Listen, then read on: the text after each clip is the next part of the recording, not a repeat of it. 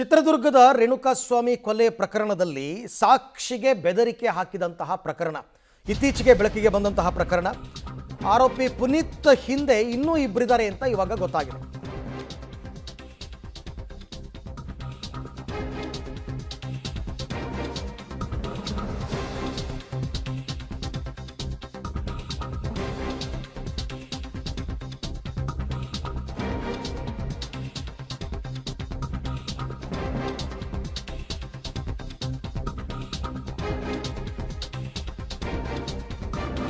ರೇಣುಕಾಸ್ವಾಮಿ ಕೊಲೆ ಕೇಸ್ನ ಸಾಕ್ಷಿಗೆ ಬೆದರಿಕೆ ಹಾಕಿದಂತಹ ಪ್ರಕರಣದಲ್ಲಿ ಆರೋಪಿ ಪುನೀತ್ ಈತನನ್ನು ಬಂಧಿಸಿದ್ರು, ವಿಚಾರಣೆ ಆಯಿತು, ಎಲ್ಲ ಆಯ್ತಲ್ಲ. ಈಗ ಈತನ ಹಿಂದೆ ಇನ್ನಿಬ್ಬರ ನೆರಳಿದೆ ಅಂತ ಗೊತ್ತಾಗಿದೆ.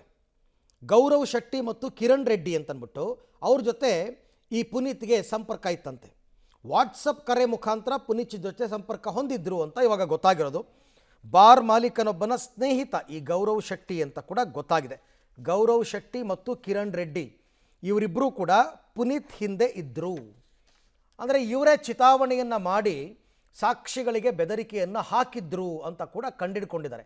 ಸಾಮಾನ್ಯವಾಗಿ ಮೊಬೈಲನ್ನು ಇಸ್ಕೊಂಡು ರಿಟ್ರೀವ್ ಕಳಿಸಿದಾಗ ಇವೆಲ್ಲ ಮಾಹಿತಿಗಳು ಕೂಡ ಬರುತ್ತೆ. ಅದಕ್ಕೆ ಮೊದಲು ಪೊಲೀಸರು ಮಾಡೋ ಕೆಲಸ ಮೊಬೈಲನ್ನು ಇಸ್ಕೋತಾರೆ. ಮೊಬೈಲ್ ಇಸ್ಕೊಂಡು ಒಂದು ವೇಳೆ ಡಿಲೀಟ್ ಆಗಿದ್ದರೆ FSL ಕಳಿಸಿ ರಿಟ್ರೀವ್ ಮಾಡಿದಾಗ ಈ ಎಲ್ಲ ಮಾಹಿತಿಗಳು ಕೂಡ ಗೊತ್ತಾಗುತ್ತೆ. ಹಾಗಾದರೆ ಈ ಸಾಕ್ಷಿಗಳಿಗೆ ಬೆದರಿಕೆ ಹಾಕಿರೋ ಪ್ರಕರಣದಲ್ಲಿ ಗೌರವ್ ಶೆಟ್ಟಿ ಮತ್ತು ಕಿರಣ್ ರೆಡ್ಡಿ ಇವರಿಬ್ಬರ ಪಾತ್ರ ಏನು ಅನ್ನೋದು ಗೊತ್ತಾಗಬೇಕು. ಈ ಬಗ್ಗೆ ಮತ್ತಷ್ಟು ಮಾಹಿತಿ ನನ್ನ ಕೊಲೀಗ್ ನಾಗೇಶ್ ಅವರಿಂದ ಪಡ್ಕೊಳ್ಳೋಣ. ನಾಗೇಶ್, ಈಗ ಸಾಕ್ಷಿಗಳಿಗೆ ಬೆದರಿಕೆ ಹಾಕಿರೋ ಪ್ರಕರಣದಲ್ಲಿ ಗೌರವ್ ಶೆಟ್ಟಿ ಮತ್ತು ಕಿರಣ್ ರೆಡ್ಡಿ ಇವರ ಪಾತ್ರ ಏನು ಅಂತ ಪೊಲೀಸರು ಪತ್ತೆ ಹಚ್ಚಿದಾರಾ ಹೇಗೆ? ಅರವಿಂದ್, ರೇಣುಕಾಸ್ವಾಮಿ ಕೊಲೆ ಕೇಸ್ನ ಬೆದರಿಕೆಗಳು ಏನು ಸಾಕ್ಷಿಗಳಿಗೆ ಬೆದರಿಕೆ ಹಾಕಿದಂಥ ಪ್ರಕರಣಕ್ಕೆ ಸಂಬಂಧಪಟ್ಟಂತೆ ಕಾಮಾಕ್ಷಿಪಾಳ್ಯ ಪೊಲೀಸ್ ಠಾಣೆಯಲ್ಲಿ ಒಂದು FIR ಆಗಿದ್ದು, ಆ ಘಟನೆಗೆ ಸಂಬಂಧಪಟ್ಟಂತೆ ಕಾರಣರಾಗಿರೋದನ್ನ ಪುನೀತ್ ಸೇರಿದಂತೆ 3 ಜನ ಆರೋಪಿಗಳನ್ನು ಬಂಧನ ಮಾಡಿ ತನಿಖೆಯನ್ನು ಮಾಡಿದರು. ತನಿಖೆ ವೇಳೆ ಆರೋಪಿಗಳು ಕಾಲ್ ಮಾಡಿರುವಂಥ ಕಾಲ್ ಡೀಟೇಲ್ಸ್ಗಳನ್ನು ಪರಿಶೀಲನೆ ಮಾಡಿ ನೋಡಿದಂಥ ಸಂದರ್ಭದಲ್ಲಿ ಮೊಬೈಲ್ನಲ್ಲಿ ಎಲ್ಲವೂ ಕೂಡ ಡಿಲೀಟ್ ಆಗಿತ್ತು. ಆ ಕಾರಣಕ್ಕಾಗಿ ಅವರ ಮೊಬೈಲನ್ನು ವಶಕ್ಕೆ ಪಡೆದುಕೊಂಡಿದ್ದಂಥ ಕಾಮಾಕ್ಷಿಪಾಳ್ಯ ಪೊಲೀಸರು CIDಗೆ ಆ ಮೊಬೈಲ್ ರಿಟ್ರೀವ್ಗೆ ಕಳಿಸ್ಕೊಡಲಾಗಿತ್ತು. ಈಗ ಮೊಬೈಲ್ ರಿಟ್ರೀವ್ ಆಗಿರುವಂಥ ಮಾಹಿತಿಯನ್ನು ಈಗಾಗಲೇ ಕಾಮಾಕ್ಷಿ ಕೈ ಸಿಕ್ಕಿದೆ. ಆ ಕಾರಣಕ್ಕಾಗಿ ಪರಿಶೀಲನೆ ಮಾಡಿ ನೋಡಿದಂಥ ಸಂದರ್ಭದಲ್ಲಿ ಸಂಜಯ್ ನಗರ ಬಾರ್ ಮಾಲೀಕರಾಗಿರುವಂಥ ಗೌರವ್ ಶೆಟ್ಟಿ ಮತ್ತು ಕಿರಣ್ ಎಂಬುವರು ಅವರ ಸಂಪರ್ಕದಲ್ಲಿದ್ದರು ಅನ್ನುವಂಥ ವಿಚಾರ ಪೊಲೀಸರ ತನಿಖೆಯಿಂದ ಗೊತ್ತಾಗಿರುವಂಥದ್ದು. ಹಾಗಾಗಿ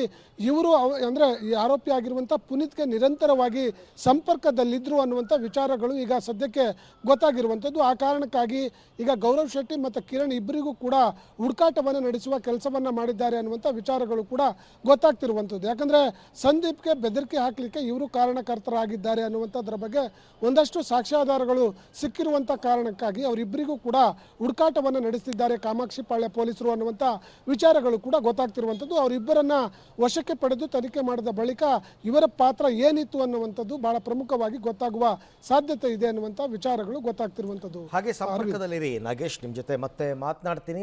ನಿಮಗೆ ವಾಟ್ಸಪ್ ಕಾಲಲ್ಲಿ ಇದ್ದವ್ರು ಎಲ್ಲರೂ ಇದೇ ವಿಚಾರಕ್ಕೆ ಲಿಂಕಲ್ಲಿದ್ದರು ಅಂತಲೂ ಹೇಳೋಕ್ಕಾಗಲ್ಲ. ಬೇರೆ ಬೇರೆ ವಿಚಾರಗಳಿರಬಹುದು, ಬಟ್ ಸಂಪರ್ಕದಲ್ಲಿ ಇದ್ದರು ಅಂತ ಗೊತ್ತಾಗಿದೆ. ಆ ಟೈಮಲ್ಲಿ, ಆ ದಿನಗಳಲ್ಲಿ ಮೇಲಿಂದ ಮೇಲೆ ಕರೆ ಮಾಡಿರೋದೆಲ್ಲ ಗೊತ್ತಾಗಿದೆ.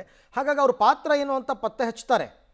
ಬಾರ್ ಮಾಲೀಕ ಕೂಡ ಈ ಬೆದರಿಕೆ ಹಾಕೋ ಪ್ರಕರಣದಲ್ಲಿ ಭಾಗಿಯಾಗಿರೋ ಶಂಕೆ ಇದೆ. ಈಗ ಪುನೀತ್ ಅರೆಸ್ಟ್ ಆಗ್ತಾ ಇದ್ದಂಗೆ ಗೌರವ್ ಮತ್ತು ಕಿರಣ್ ಇಬ್ಬರು ಎಸ್ಕೇಪ್ ಆಗಿದ್ದಾರೆ. ಅಲ್ಲಿ ಅನುಮಾನ ಬರ್ತಿರೋದು, ಅವರಿಬ್ಬರು ಸಿಕ್ಕಿಲ್ಲ ಪೊಲೀಸರಿಗೆ. ನೀವೇನೂ ತಪ್ಪು ಮಾಡಿಲ್ಲ ಅಂದರೆ ಯಾಕೆ ಎಸ್ಕೇಪ್ ಆಗಬೇಕಾಗಿತ್ತು? ಹಾಗಾಗಿ ಅನುಮಾನ ಬಂದಿದೆ. ಈಗ ಕಾಮಾಕ್ಷಿಪಾಳ್ಯ ಪೊಲೀಸರು ಇವರಿಬ್ಬರಿಗೋಸ್ಕರ ಹುಡುಕಾಟವನ್ನು ನಡೆಸ್ತಾ ಇದ್ದಾರೆ ಅಂತ ಗೊತ್ತಾಗಿದೆ. ಅವ್ರು ಸಿಕ್ಕಿದ ಮೇಲೆ, ಅವರ ವಿಚಾರಣೆ ಎಲ್ಲ ಆದ ಮೇಲೆ ಅವ್ರ ಪಾತ್ರ ಇದೆಯಾ ಇಲ್ವಾ ಅಂತಕ್ಕಂಥದ್ದು ಗೊತ್ತಾಗುತ್ತೆ.